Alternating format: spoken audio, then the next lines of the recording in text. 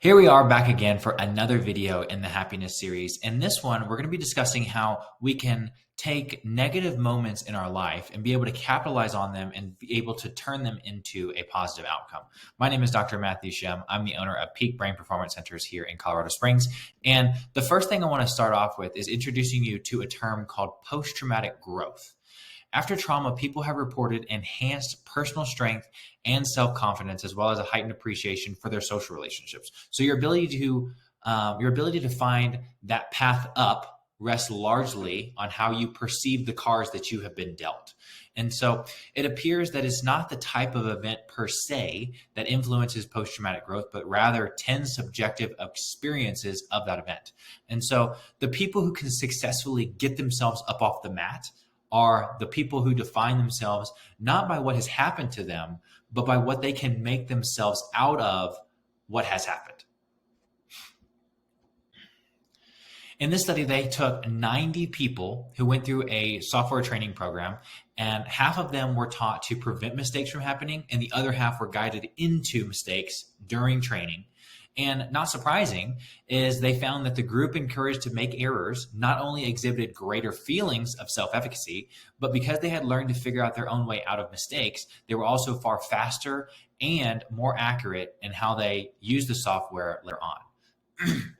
In this study, they took two groups of people and they were put into a room, turned on a loud noise, and then told to figure out how to turn it off by pressing all the buttons on the panel that they were given. The first group tried every single combination of buttons to try and turn the sound off, to no avail. Nothing worked. And the second group, the control group, they were actually given a working remote and they turned off the noise. And so then both of the groups were given the same task, but in a new room. The control group quickly figured it out. They stopped the noise. And the other group, the first group, they didn't even bother to try and turn the noise off. So it was as if they were helpless to turn off the noise. So they didn't even try, even though everything had changed. The room that they were in, the remote they were given, the sound system and all this other stuff, everything was changed. And yet they now just put the idea in their head that in the first room, we were helpless. And so we're probably going to be helpless in this room as well.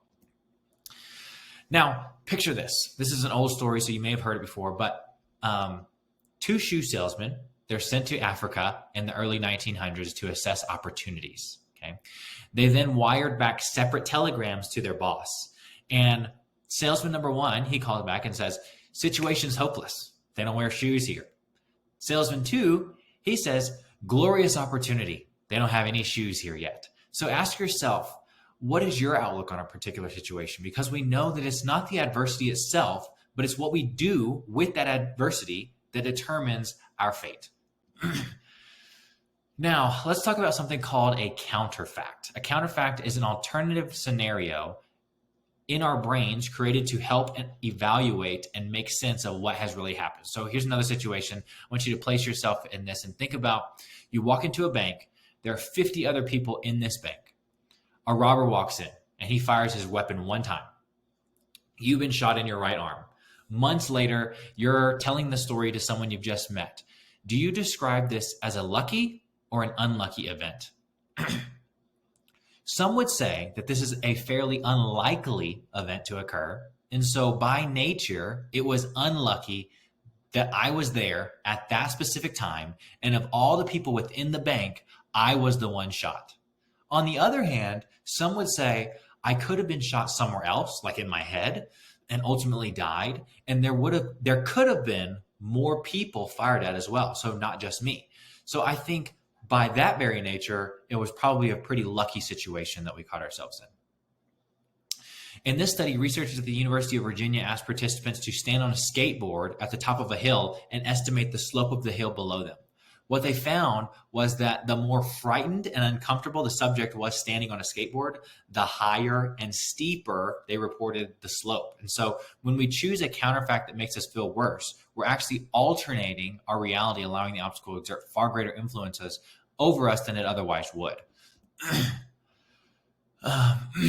Learned helplessness. It says decades of subsequent study have since found that explanatory style, how we choose to explain the nature of past events has a crucial understanding on our happiness and future success.